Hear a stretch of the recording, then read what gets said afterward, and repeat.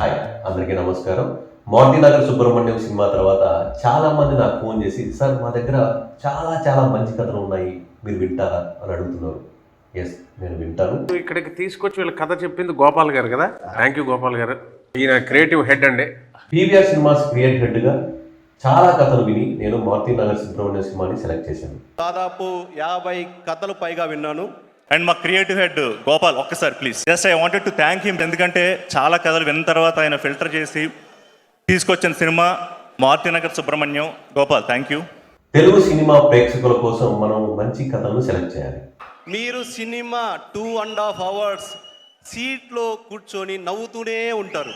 మన టాలీవుడ్ కూడా చాలా బాగుంటుందనే ఉద్దేశంతో నేను నా వంతు సహాయంగా ఎవరైతే మంచి కథలను పట్టుకొని ప్రొడ్యూసర్ కోసం వెతుకుతున్నారో, అలాగే ఎవరైతే ప్రొడ్యూసర్స్ మంచి కథల కోసం వెతుకుతున్నారో వాళ్ళిద్దరికి మధ్య వారధి నేను అవ్వాలనుకుంటున్నాను. ఎవరైనా సరే కథలు రాసుకొని ఆ కథలు నాకు చెప్పాలనుకుంటే నన్ను రీచ్ అవ్వచ్చు. అలాగే ఏ ప్రొడ్యూసర్స్ అయినా సరే మంచి కథల కోసం వెతుకుతుంటే వాళ్ళు నన్ను రీచ్ అవ్వచ్చు. మీ ఇద్దరిని కలిపే బాధ్యత నాది. ఇందులో నాకు ఒక్క రూపాయి కూడా ఇవ్వక్కర్లేదు. ఎంతో మందికి అవకాశాలు కల్పించడానికి నేను చేసే ఈ సహాయంలో మీరు కూడా తోడవ్వండి. ఈ వీడియోని సాధ్యమైనంత వరకు అందరికీ రీచ్ అయ్యేలాగా చేయండి. Thank you.